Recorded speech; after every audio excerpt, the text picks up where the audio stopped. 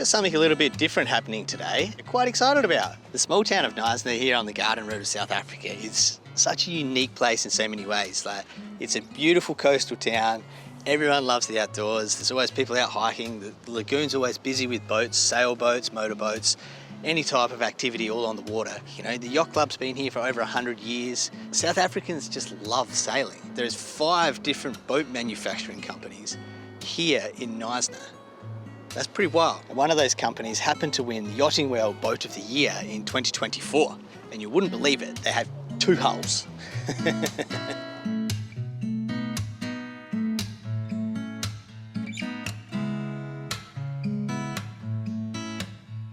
So when we came through the heads here in Knysna, the very first boat, the very first thing we were greeted with was a Vision boat. Welcome to Knysna. And we were like, whoa, look at that thing. And then since then, we learnt about the awards that Vision had won, and we got a tour of that boat as soon as we got here onto the dock. The new owners were like, come on, check it all out.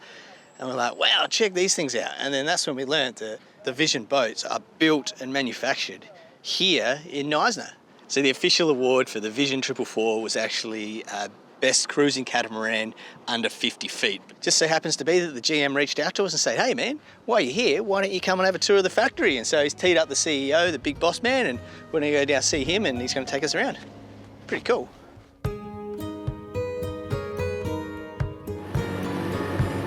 Okay, let's get one thing straight from the start. We love monohulls. We're not in the market for a new boat, and we're definitely not abandoning ship on Nandji 2.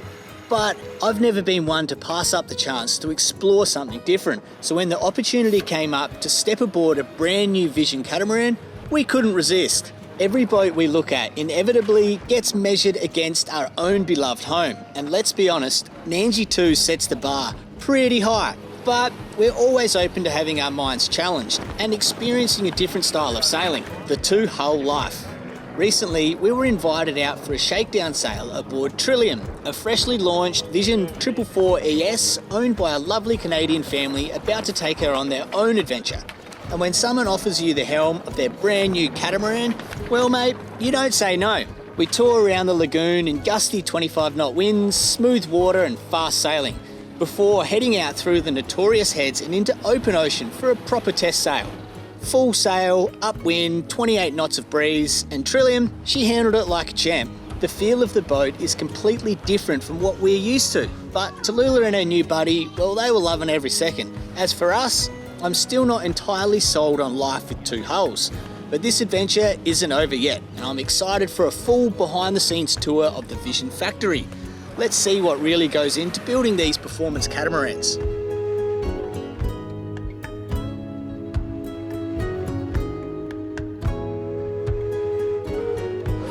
We've been lucky enough to be invited down here to the actual yard of Vision, and we've got on hand here James. Hello mate. James is the CEO, the top dog of Vision Yachts. Welcome to Vision. Yeah, thanks, man. So it's super exciting having you guys here. Awesome. As we're down here, there's a lot of questions we want to ask. You've been given the privilege to walk around the yard, learn a bit more about your boat. So you're able to give us a bit of a rundown on Vision? After many years, I realised there was a gap in the market for a real thoroughbred cruising catamaran for couples. Right on. Proper liveaboard with all the luxuries, but all the serviceability. You know, the efficiencies of sailing. You know, I come from a dinghy sailing background, so I like a boat that sails. You know, and I like to be able to enjoy my sailing. You know, you spend 80% of your time at anchor, so you want the comfort and the luxury. Yeah. But also, you don't want to be working on your boat the whole time. So the whole ethos of being able to access your systems and be able to work on it, and also the whole concept was off the east coast of Africa. You know, there's no charlery, there's no technicians. It's a wild place too. So you've got onboard workshop with spares. You're kind of self-sufficient, you know, and every little system lock and every little part of the boat is so well designed that it's easy to work on. It's easy to repair. Yeah. You know, we only adopt tech which will add value to the boat, not to make your life more complicated. So yeah, that's basic the general concept and ethos of Vision. All our clients, pretty much all of them are liveaboards. Our boats, 98% of them actually start their journey in Knysna. Yeah. So sail on their own bottom. So their first trip is 7,000 nautical miles. Yeah. Yeah, the boats are proving themselves. So we've had the privilege of having a couple of sails already on it. One thing as a sailor, the design factor of that, being able to work on stuff and having the the workshop. Glad you brought those two things up, because they were two things that I find really unique about the boat, and that's something that's really special for it. And then the factor of how people are taking ownership here in Knysna. You know, South Africa's a gnarly place, mate. Your waters are a bit crazy out here. So for people to come down here, take ownership, and I've noticed with the two boats we've been able to see that have launched, really taking care of those people, and those boats have set sail and having a lot of fun. So that's really cool. I thought that was another thing that really set you apart. And we put a lot into our training. When our clients get here, I sail with them. You know, my team spends comprehensive time training them. Yeah. We actually make them do the physical work. You know, the first engine service, we actually make the clients do the engine service. So it's quite practical, one-on-one. And then we've got delivery skippers, which the client can also work with. Yeah. And they will teach them right down to how to source the best type of chicken or vegetables, you know, for your trips, you know. Yeah. And what's really cool about our clients, they're using their boats. It's not they got this idea and they park it and that's it, you know. So it's really cool to track them around the world. What I sort of enjoyed, the wind was picking up and we had that little thing, you know. Like I said, Knysna's pretty gnarly and it gets pretty hectic through the heads. James was like, let's go through the heads today. I'm like, yeah, that's the way. So like, you obviously have full faith in what you're doing, because you're happy to go out, send it in 30 knots to windward and just see what can come out of it. Well, that's the thing, you know, I know the boats inside out. I've worked on the floor, I've done all the infusion, I've got a really good understanding of how the boats are put together. And as you'll see when we go through the factory, you know, what makes the boat the way it is, you know, and why I got the confidence to push the boat. Also, I like to push the boat hard through sea trials, because if anything's going to go wrong, it's going to happen, and especially off our coastline. Whenever you're on someone else's boat, you really want to see what it can do. When it's your own boat, you're like, hey, calm down. Quite fortunate to be involved with the design element, build element, and being able to sail your own boats. Really, it's quite unique. And has that impacted the whole design just through your own experience? 100%. So I've got my design team there inside. So they unscramble everything on my head and they put it into drawing, you know. I scribble on toilet paper and whatever I can find, you know. I've always taken the approach, keep it simple, stupid. If you can design a boat that gets from A to B really efficiently and safely, how you use the boat. And serviceability, you know, working in rough conditions. You know, all our doors are removable, easy to get to our engine room, dedicated tool sets in engine room. So it's all these practical things that come through from experience. So we've got 4 zones. So we've got in zone 1 we've got the hull and deck molds.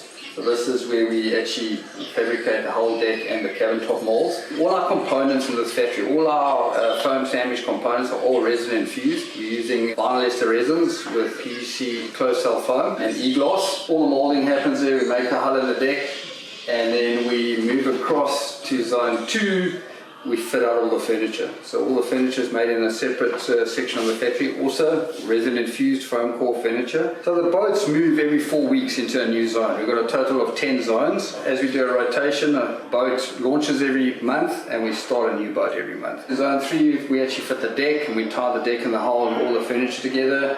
And then zone 4, we finish all the final little details like the davits and support posts, all the last bit of composite parts. And then zone 5, we're going to fairing, because all our boats are painted. We go into zone 6 where we spray, so we use Alex Seal or craft products to paint our boats. Then zone 7, 8, 9 is the final fit out stages. And in zone 10, we do something called a dry launch here at the factory. It's much easier to pick up faults and more cost effective.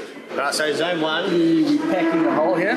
What happens with the infusion process, all the fabric, so your glass, your foam core, all your reinforcements, all get put into the mold dry. So we put a peel ply on top of the core, and then we put this green mesh, which is the flow mesh, which allows the resin to flow. And then we've got these individual lines, which are the resin feed lines. And on the perimeter here, we've got a vacuum line. So this is pretty much ready now to receive the bag. We'll put the bag on top here, and then we'll connect up to the vacuum lines, and it will pull a huge amount of pressure onto the product. So we're working in atmospheric pressure, so we're pulling 85% of 1 atmosphere. So it's a huge amount of pressure on here, consolidates the fibers, shoot the resin, and that sucks through and it actually wets out the top layer and the bottom layer. And you'll see on the next hull next door to us, There's loads of little holes, so it transfers the resin from the top to the bottom. Right. Very strong Yeah. and light product. Right. Because it's all done in one monostructure, all done in one head. Yep. So this whole side of the hull weighs about 280 kilograms. Whoa. That's light. Yeah. So this is about 27 mils thick. There's different thicknesses. A bit of black magic on how to get all the flow rates right. And so we've got a 3-piece mold. So this is the outer bit. Yep. Then we've got the center bit, and then we've got the starboard side outer. Right. Bring it together, and then we're saying what they call a keel bandage. Yep. So that's 8 layers of 850 grams. So it's pretty thick and solid. Yeah. We did inboard and outboard. Let's get going. It's exciting. Oh, wow. So here's an example of the foam core. So we've got the first layer on the hull. Then we've got the foam core. They're prepping to put the next layer over, but you'll see we've got all these little resin fusion transfer holes. So that does two things. So what it actually does, it actually allows the resin to flow from the top skin to the bottom skin. And it also, when it dries, it becomes like a resin rivet. Right. So it actually ties in the top skin and the bottom skin. So we use quad axle, we use 850 grams. Yeah. So there's 4 layers now. Yeah. 4 layers at the bottom, and then we've got another 4 layers on the top. Yeah. That's class. Yosh knows a bit about fiberglassing. Too much, unfortunately. Yeah. On his own too. One thing that Benita really noticed, and she got very excited about with the Vision yachts, people generally complain about the squeaks and the noise of what's sort of happening because the hulls are firing and everything's sort of moving around. It's not a squeaky. But when we were at sea in that bit of rough weather the other day, we were having to sail, Benita's like, it's so silent. You get the slap of the waves, but like there's none of that squeak. So this year we're in zone 2 now. Pretty good opportunity to talk about why. Coming back to how we build our furniture. Right. So all our furniture is foam sandwich, resin infused construction. Exactly. Same way as we build our hull. Yep. Our furniture then becomes structural. Right. We actually bond it into our boat, and it's properly tabbed in. It's all one monostructure of the boat. So there's no like IKEA, no timber, no just like popping with Sikaflex. Yeah. All becomes a structural element of the boat. Everything is tied in. If you look down here in our cabin hole, it's quite a unique thing. You can see all the dedicated conduits we put in the boat. We put a huge amount of conduits in the boat. Yeah. Every pipe, every wire has got its own conduit, so it's really easy to work on. Right. But one of the cool safety features on the boat is that if you look here, we've got our webs, our transverse and longitudinal webs throughout the boat. We don't actually have any bulges in this boat. Our bulges are essentially in our engine room or in our system block. We end up having a really rigid longitudinal hull. But we also have 18 watertight compartments. You can actually hull a section of the boat below the waterline, and the chances of you not being able to get somewhere safely is pretty minimal. Really good attribute. Wow. We've also got another safety feature on our stem of our boat, our bows. We've got like a crumple zone, like a bumper of a car. So if you crash into something? Yeah, you can keep on going.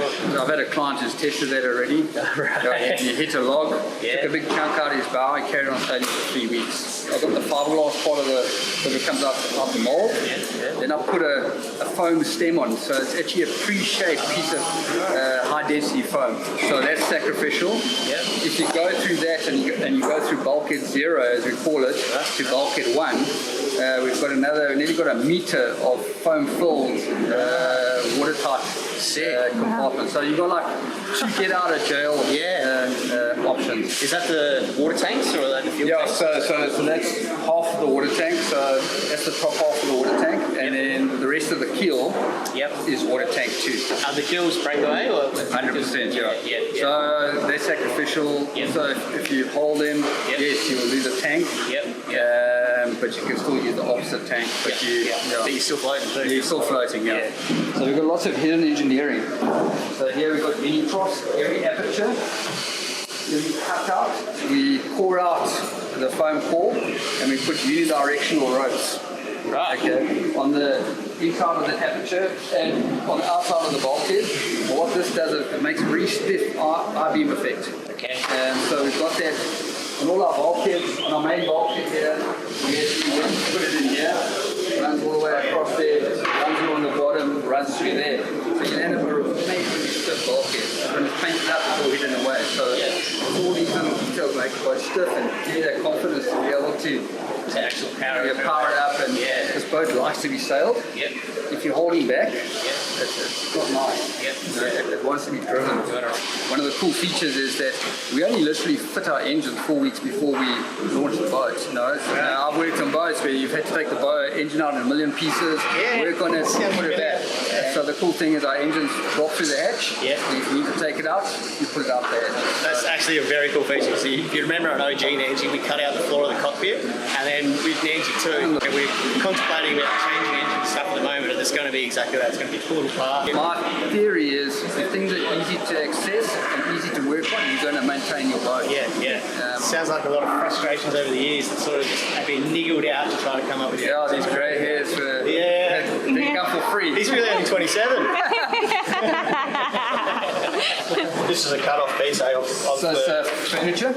Right, that's the furniture. Yeah. So feel how light that is and how strong it is. And that's just the furniture. I'm going to take this home. So this is the end product straight out of the mould. It's like it's super smooth. Well, so I guess from here you go to fairing and then painting. Yeah, so fairing and painting. What this allows us is being able to inspect the hull for dry spots and just check the quality before it goes to painting. Also, what's nice thing about this is you can add parts on, so you'll see different sections of the boat. We don't have these bolt-on stainless steel parts. It's all integrated. Because the boat's faired and painted, it allows you to do this. And also, with gel coat, it's got its pros and cons, and painting's got its pros and cons. But the nice thing about it, with painting, you can do touch-ups quite easy. Being wall grip and Allcraft, the colours don't really fade. Whereas gel coat, to try and match a white, it's a nightmare. That means that and there's a lot of technicians around which are familiar with the product as well. So. On our old boat when we painted Nandji, we used Allcraft. Top notch, exactly that. Like when we had that little blemish, I was able to just like sand it there and paint it. Looks again. So 100%. Starting to look like a boat now. So zone 3 is where the deck gets married to the hull, and you'll see when we go inside, coming back to the squeaky issue, non-squeaky issue is how the composite foam sandwich furniture attaches to the deck and the hull. You have a perfect opportunity to see how the furniture is actually bonded to the hull. You can see it's all foam sandwich componentry, all structurally laminated and bonded in, so it's a really tight construction. Just one solid structure, but you ain't pulling that out in a hurry. That is in. So that's really what sets us apart. Yeah, it is. And a really good testament to our boats. Like every single boat is hitting a transatlantic on their first voyage. Like I said, 7,000 miles. And they're doing some speeds on those too. And our guys are doing 200 to 240 mile days. The boats, it's getting sailed.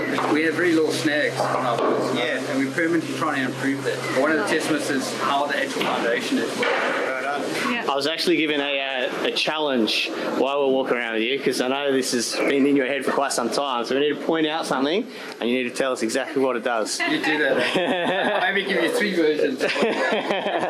Rumour has it that you can get a little bit grumpy at people if they haven't been maintaining their boats, so you've been developing something in the meantime to assist with people so they don't get the naughty corner. So we're super excited. We've just finished our Vision Yachts app. It's a maintenance app, and it becomes like the book of life for your boat. So if you want to resell it, it keeps a whole history of your boat. But what's super cool for us at the factory is there's a whole maintenance schedule attached to it.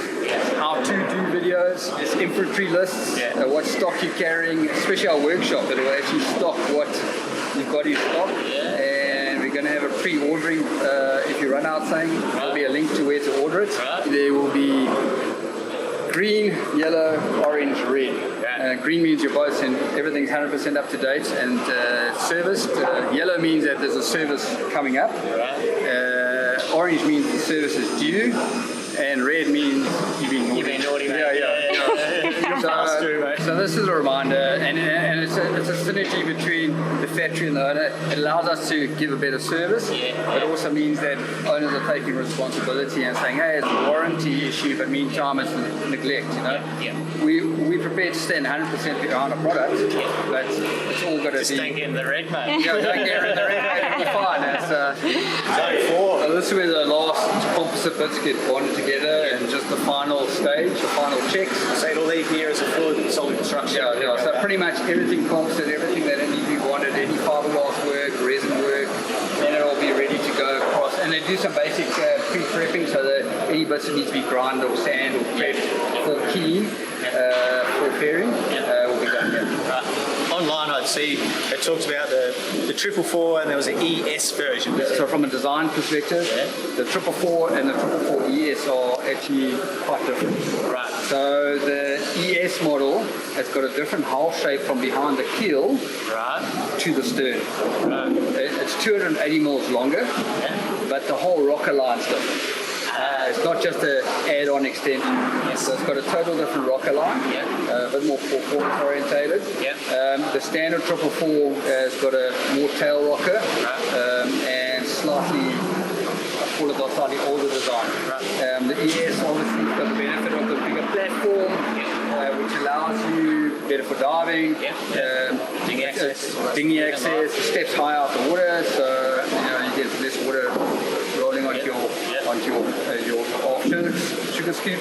And then the big, from a performance point of view, so it's faster motoring, because it's got a different rocker line, and it's faster sailing. Being surfer on that sort of perspective, when you start changing the rockers and the angles of the back of your board, it really it changes how you turn, how the back of the boat surfs and stays in the way. So is that something that you also sort of thought about? How you say more orientated, so it's flatter? So it's finding that happy medium about getting transom suck. So going down the wave and getting the right riding attitude. So your bow's not too bow up, too bow down. So with the mini keels, having a longer mini keel and the right transom rocker allows to have a nice true tracking boat that really surfs well and tracks true. We had a boat going on Cape Town now, they're everything like 10, 12 knots. You want a boat that sits true. You don't have a bow digging in and just runs nicely. To touch on surfboards upon that as well, you get a lot of different designs, channel bottoms, which really help for direction. You're going to see some channels on the bottom of the next 444. No, not yet. But the second part to our story, why did we call it an ES? So the boat Jubilee I showed you in the office, the one that won Boat of the Year, the client's called David Stein. Really cool guy. Hull number 8 was the last non-ES. Hull number 9 was the first ES version. So the two boats were parked next to you, and he comes to me and says, James, I put in a name for the longer, for the new hull shape. And I said, what, David? He says, call it the ES model. I said, what does the ES stand for? He says, except Stein. So there we go, extended scoop or except Stein, but the real reason is except David Stein. Best job in the world, filling and fairing. We're in zone 5 and 6 here. 5 is when they do the initial fairing. Ours is pretty dialed in here. It's a 4-week process. You don't actually have to longboard too much because our boats come up so nicely out the mold. We spray them with Ultra Ball. The eyeball primer, cut that back, and then we just do minimal fairing. Most of the time-consuming stuff is just detailing, where you've got like a little nook and cranny that you work through. You don't use any liners, because liners are waste.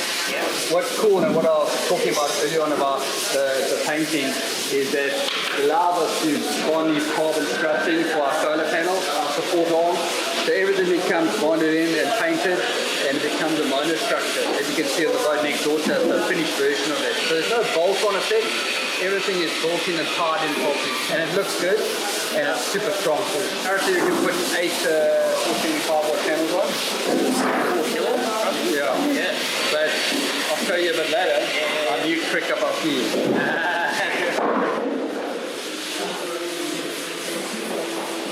Hello. So this is Peace. Enter in the CNC room. What's CNC stand for? Computer network. Computer stuff. Yeah, computer stuff. So basically what it is computer cutting. Through a router, we cut loads of parts here. We've got about 1,300 different tooling parts we do. We cut our foam sandwich, our carbon fiber, our aluminium, our woodwork, our polycarbonate, our EVA decking. All done by this bad boy? All done on this bad boy here. So Peace, he just cuts all day. So Peace cutter. such a versatile machine, and the nice thing about it, everything's precise. Yeah. Everything's the same every time. Yeah, every time, yeah. Right. It's a fundamental component of our business. Yeah, we change from wood to composite now. So we offer either teak treads or composite treads. Yeah. On Roots and on Trillium, there's a little bit of attributes, like the teak table, the teak stand. Yeah, just to bring a bit of a classic upmarket feel. It definitely breaks away that whiteness. yeah. As we talked about that challenge earlier, so I can point out something. You need to say what it is. What piece have we got here? What piece? So this is a structural piece here. Or I don't know where this one's Got him. This is in the storeroom. This is where all the good bits are. Yeah. Check your pockets when we leave. Getting impeller. So here we keep a rack per boat. So we have like excess stock, and then we have obviously hull 25, hull 26. So we just keep on rotating the stock. It's a full-on job. Yeah, I bet, man. So we keep about 3,000 different items in this storeroom. How I choose my brands of stuff is obviously the reliability and the quality of the product, and also the after-sale service. Right. You know, point having the best product in the world and nobody backs it up. So I have teamed up with vendors that are like-minded. So if we have a problem, they'll actually fly the part out there or try their damn bestest to get the part to the client. So this is all the raw material. So this is how Vision starts. Where's the phone from? Europe. Zone 7? So every time the next boat we're launching, that's going to be hull 26. Do you rig the boats in the yard here? We do a dry commissioning here. So we test all the engines, all the pumps, toilets, everything, water tank system. And then when we head down to the water, what we do on the water is sea trial. So we put the rig on, sails, do the engine commissioning, and the calibration of the electronics, and obviously running in the water maker and all those items. One of the key features we noticed about the Vision is this little side door. It makes it quite unique. So one of the earlier Visions was for a guy in a wheelchair. It was, right on. And so we did a lot of modifications to accommodate him, and the side exit door was one of them. Ironically, 90% of the things we did for him, we actually kept for all our owners. Sick. Because it made so much sense, wider interior cabin doors and all the grab handles. It's super cool because when you're on a dock side, and it's perfect height, just replenishing your boat, walking on and off, it's really easy to use. Another cool feature when you're at anchor and you side on, the door actually lands perfectly in the middle of your tender, so it's really easy to replenish, and bring your shopping, diesel containers. Also, when you're transferring from the yacht to your dinghy, you're stepping into the center of your dinghy, which is always a key thing. Absolutely. It also doubles as a bit of a pirate plank too, if you got anyone on the boat. When you have a fines meeting. First thing you really notice is a big, long, flat deck. Before the wheelchair even came into consideration, one's got to be realistic about you're going to bring a kayak down here, you're going to bring big sails up and down. There's nothing worse than having a deck which is up and down and all over the place. So I've tried to keep nice wide decks. Another reason is, if you notice here, all my jack stays are on my cabin top here. So you hook on up here. There's actually a tether that goes through there, and you connect to that. Right on. So it keeps you away from the stanchions. Most of them on deck level and you fall over. I tried to get the transition from the deck to the trampoline, the step down as low as possible. Also, once again, you've got a hip replacement, bad knee, you want to be stepping down this massive thing out at sea. So this is obviously a very close step down, And even the area that is raised, older clientele, they can't really sit down in a yoga position. So, just having that raised, but often out at sea, you've got to work on a storm sail that you're prepping to deploy. You've got a little raised area that you can sit on. You also notice we use EVA decking. Oh yeah, I did notice that. Which is, nice under your feet. you deal there. You're not going to have tread pattern prints in your in your knees. It's the same product you find in your surfboard, so your traction pads. So the wetter it becomes, the more grippier it is. It wasn't planned like this, but if you've got heavy rain or hail, that actually sound deadened. It's a little bonus. Do you find like for us, we have a teak deck, and that used to be the old way of insulating and for grip. Do you find like it sort of is insulation as well? The foam core gives the insulation, but the main thing is it's good for sound deadening. Opposite fuel tanks built in. So it's approximately 650 litres of fuel in total. 2 separate tanks. I don't trust tank senders. Yeah. And so you'll notice my fuel filler is right on top here, so you can bring out the old school broomstick, dip it, and it doesn't lie. Yeah. So fuel's quite an important thing. Absolutely. Split down the middle, and 2 separate. You've got the options of setting up so you can cross over. It's got a sump in the front, so everything will run forward. There's a special catch plate that allows you to clean your tanks if you want to. If you take the fuel sender plate off, you've got nice access in there. It's nice to have a tech, but nothing can beat a broomstick. Absolutely. Yeah. You joking me? That's where the e-bikes go. We put our water maker in here. As you'll see, it's pretty easy to get in here. I can fit in there too. Literally. So it's a cool place to put your inflatable SUPs and E-bikes. bikes and all that kind of stuff. Easy access to the water maker.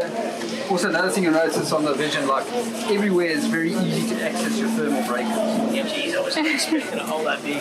All our boats are standard on 220 and 24. It doesn't matter where they're going in the world. And all the heavy US appliances are 220 anyway. We only use Vectron equipment through our batteries, MPPTs, and they all speak the same language, so you get 120% out of them. Yeah. 5000s.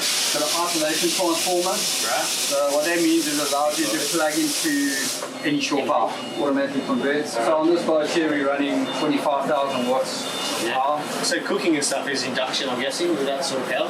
Funny story is I didn't know there was so many different ways to cook. Right. So standard you come up with propane or LPG. A lot of people are moving away from that. We don't actually install induction. Right. So we actually do countertop units. Okay. In 20 years I haven't ever had an LPG failure. But induction electronics I've had so many failures. Right. So to build it in and then you try to replace it, the hole's not the same.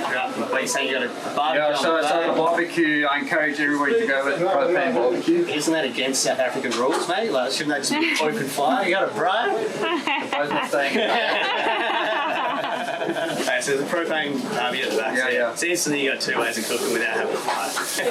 That's awesome. Our head electrician is a lady. So she brings a woman's touch and a woman's organisation to our boat. So you can see the layouts, everything's beautifully labelled, beautifully organised. As you can see, once again, accessibility is key. We've got, this is just the MPPT section for our solar panels. Open it up easy and it's super easy to access. And then to the side here, so all your main thermal breakers will be along here. This will be tidied up and nice and neatened up. You can actually remove this door at sea.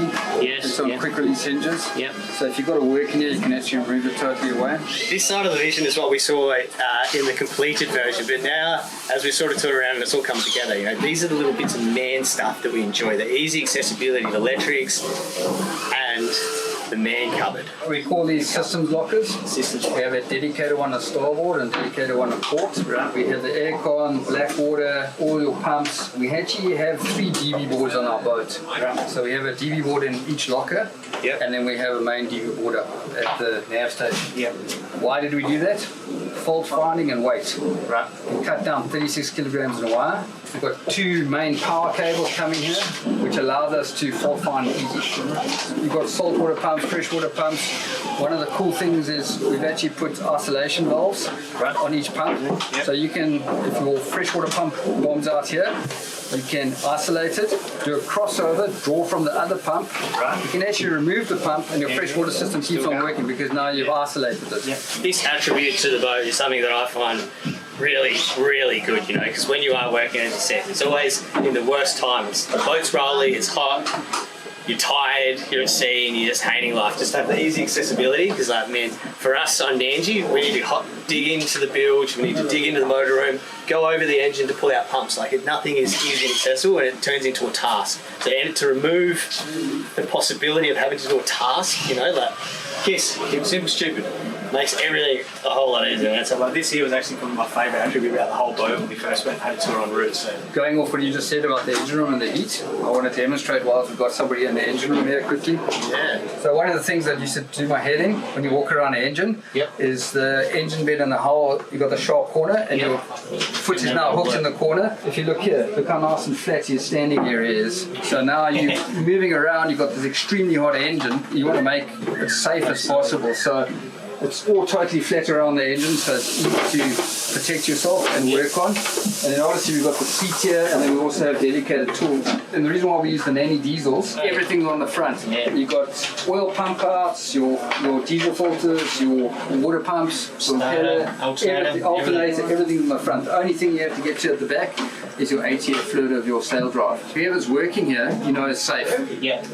Whilst the helmsman or whoever's controlling the boat is out there driving the boat. Yeah, really cool feature in that regard as well, just an extra safety feature. You can feel the air coming through. Yeah, it's nice, hey? Welcome to the man cave. So what happens if you open the back hatch, you get like this natural venturi coming, especially on an anchor, because you're always into the wind. For sure. And this becomes like a wind scoop. This is the second attribute that I really enjoyed. One thing that when we bought our second boat was the fact that it had a man cave. Man cave is the tool shed, the area where the workshop where you get stuff done. Something that you've included into a brand spanking. Very cool actually. But one of the cool things is we offer different service kits. Right. So you can get a 2-year service kit for your water makers, different hours for your engines, propellers, whatever, and then we've got all these pigeonholes, and it can be stocked up accordingly. So essentially you're carrying a spare shop in your workshop. You've got a nice area with a rubberized top where you can work on and service items. Coming soon, a little iPad up there, or a little monitor device with your app. 100%. What's going on? So you'll be able to. You heard it here first. There you go. We'll name it after you. Everybody's got to contribute. Here's Mum's favourite attribute. Big ass washing machine, what? 9 kilos, so what? Here we put the tumble dryer. We run 2 separate units, way more efficient. And the cool thing about our boats is we don't fit generators. Out of all 26 boats we launched, only 2 boats are taking generators. Wow. So my whole concept is let's try to find more efficient equipment and make the boat as efficient as possible so it can run off solar. And then we also have XT alternators on our engines. Most of our clients are more than happy just running off what we've designed, you know. You've definitely got enough solar coming in to harness 100% of what you're using. The solar does have limitations. If you're further north and you're in a poor yield area, one has to be more conservative. But you've got the XT alternators that take up. So I'm guessing that we're in the owner's hull?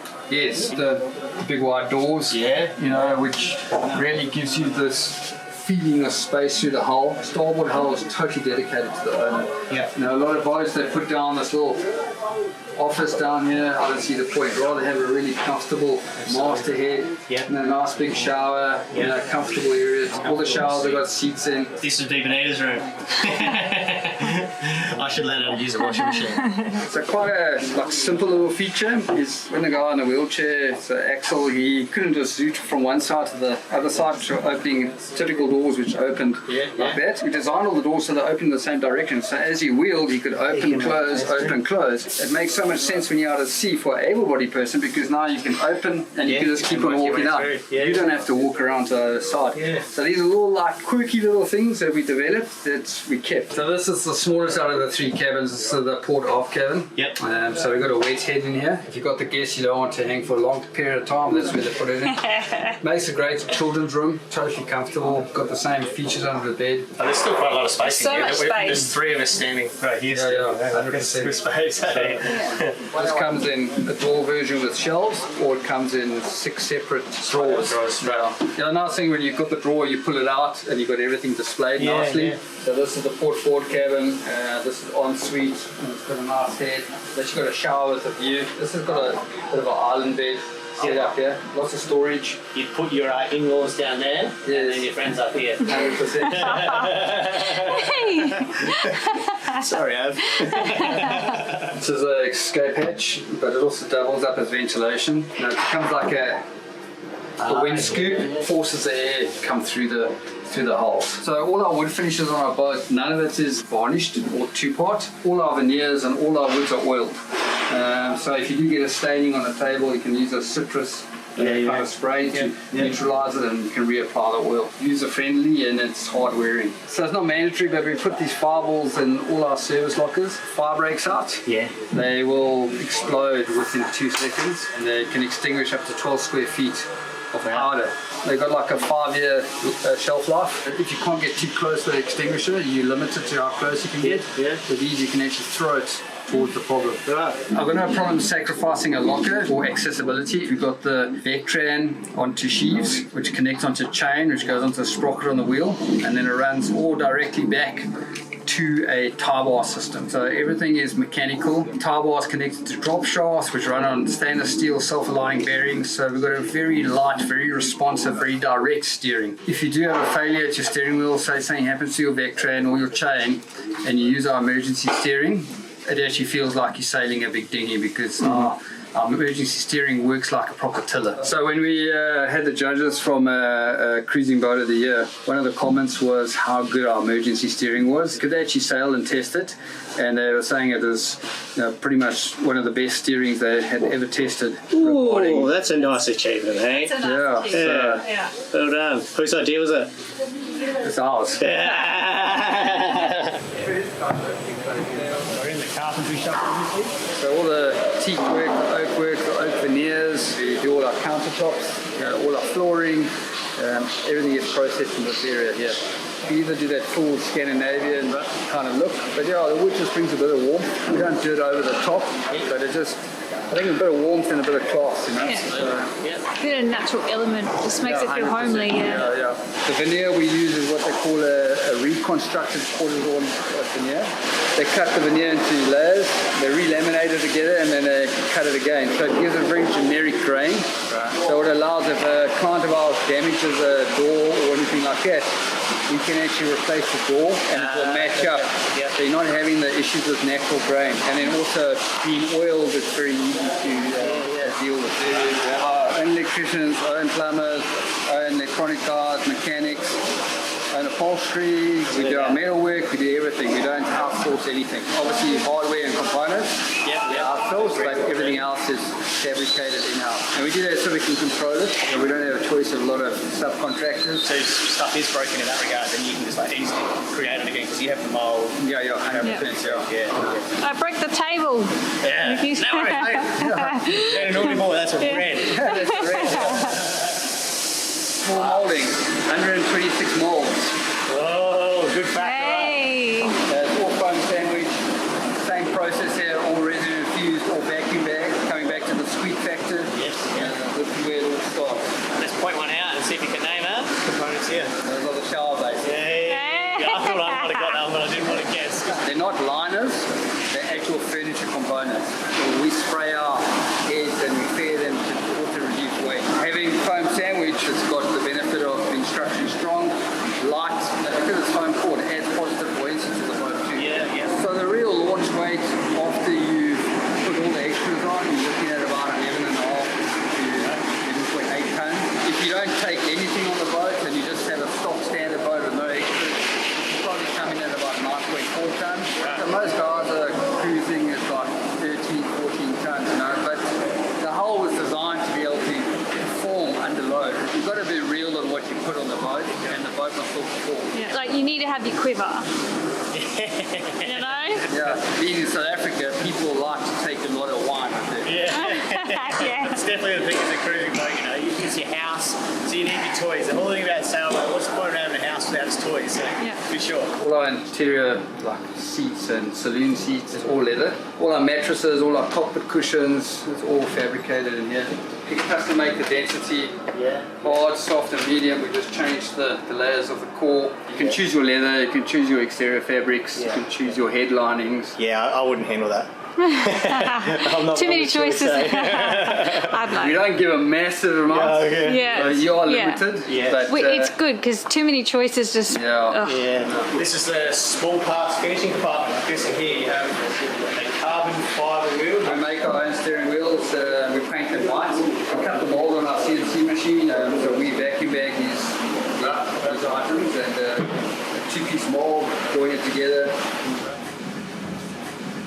The final touches, the polishing make it shine. Once it's gone through the whole spray, and obviously you get little imperfections of dust. It goes to water papering, and then these guys here do the final touch. Make it shiny. Yeah. To go to installation. Yeah. before I put stuff on a boat, I like to test it in real world scenarios. I've got a new solar concept, Vision Solar, from just under 4 kilowatts to 5.2 kilowatts. Walk on. But walk on with a twist. We've got 3 solar panels here. We've got a walk on panel that's actually bonded straight to our fake cabin top here. We've got our new concept here, which is highly top secret. And then I've got my traditional glass panel. Right. So those will all be connected up to MPPTs Yeah. running inside this room, Yes. and we'll monitor heat, performance Yes. over the next 2 months. That's a 475 watt panel. Yes. This is 520 watts. And this is a thin panel, that's so Yeah. wicked. 26 kilograms, 6 kilograms. Yeah, wow. And it's also a bi-cell panel, so Yep. it's broken up into 4 sections. Yep. But I'll show you the top secret bit. We've got a molding that we made where we've got air channels. Ah, okay. So we raised it on air channels, so we're trying to disperse heat. Yes. See how the performance works out. Yeah. We do all our bulkheads, all our flat panels, anything that needs a flat surface Yeah. we make here. Yeah. Then we go down the transfer lines. You can see here's the vacuum line. Yeah. But just grab on the back here, pull it, put your back into it. Yeah. Jeez. She's sucking. So it's really consolidated on the fibers. I've never actually seen like the process sort of done before, you know, like it's just been externally, but it's very interesting. We do batch testing. Every time when we put a new batch of foam, we keep the hook cut, or we keep the batch numbers for resin, cloth and foam, Yeah. just so we can trace any issues back. On the spot, what bulkhead's that? This is bulkhead number 4. Oi! Here's one of the carbon parts we make. So the solar structure goes back to the boat, light and strong. We use carbon in the boat where we feel it adds a lot of value. We don't use it in the bulkhead and all that kind of stuff. It makes the engineering quite complicated. On the back of the boat, we don't want to have a weight penalty. Like our crane davits, our solar struts, all these things, we use the carbon. So cool to actually see how the resin flows through the dry product. So if we have a problem, we can stop it, and if we've got a clean cut, so we don't have a partial infusion, we can stop it and we can carry on infusing tomorrow. Gotcha. We can resolve the problem. If the fiber's like 50% contaminated, then it's a throwaway. Right. Thanks, mate. That was a very in-depth tour, and it was very interesting. We got to experience it every little stage, so thanks for your time and taking us through it all of that. If people want to get in contact with you and how they can find you, obviously hit up Nandji and we'll send you over. Or website, there is actually a general newsletter you can sign up for as well. Sweet. Facebook, Instagram, all the socials. And generally, what's the lead time? If someone's making an order, what's the sort of when they expect to see their boat, or if they pay their deposit, when construction starts, that sort of stuff, it takes 9 months to produce a boat, Yeah. and then handover and so forth. And it depends. It varies. The queues, the production kind of slides a bit, but Sure. so it's about a year and a half currently. So we start a boat every month and we launch a boat every month. Yeah. So we're doing 10 boats a year, which is a comfortable number for us. We can still add that quality. The handover time and the way you guys have looked after your customers, I thought that was really an attribute towards you and Vision. You're not just handing over going, hey, here's your boat, but you've had delivery skippers get here with Cape Town and across the Atlantic, so you really looked after customers. So I thought that was a very cool attribute you should be proud of. 100%. And I say to guys, so what I'm trying to strive towards, it's very easy to sign the contract, Sure. build the boat, but that's only 20% of the whole experience. Yeah. So we're trying to pull the other 80% together. It's the whole experience, the after sales. Nobody's perfect, but I'm perfectly trying to evolve and get better and better, and just be able to create. Well, they call themselves the visionaries, and just expand the visionary family. And you'll be visiting most boat shows, I'm assuming. Yeah. So this year we did Miami. We're going to be going to the Grand Mott, but we won't have a boat because, as I told you, they're holidaying. It's still in Tanzania. Then we're going to the Annapolis Spring Show, Newport, Cairns, and Annapolis Fall Show. Right on. So we've got 6 shows planned for this year. Potentially we might be in Annapolis too this year. Yeah, so we'll see you there, mate. 100%. That was awesome. Thank you. Yeah, it was Thank you. Man, that was an awesome little tour. I hope you enjoyed that and had a bit more of insight into Vision. Thanks, man. Awesome. Next one. Love it. Thanks for watching. We hope you enjoyed this behind the scenes look at the Vision Boat and Factory. A bit of a different adventure from us, but one we found seriously interesting. Hope you did too. So how about that Vision yacht? I reckon it's a beautiful boat. What do you think? Could you picture yourself setting sail of one of these beauties? If you're curious, shoot them an email and don't forget to tell them Nandji sent you. A massive shout out to our amazing patrons. Your names are on the screen now and your support truly keeps us afloat. We couldn't do this without you. If you'd like to jump on board and be part of the Froth family, check out the link in the description below. Until next time, fair winds and following seas. Cheers!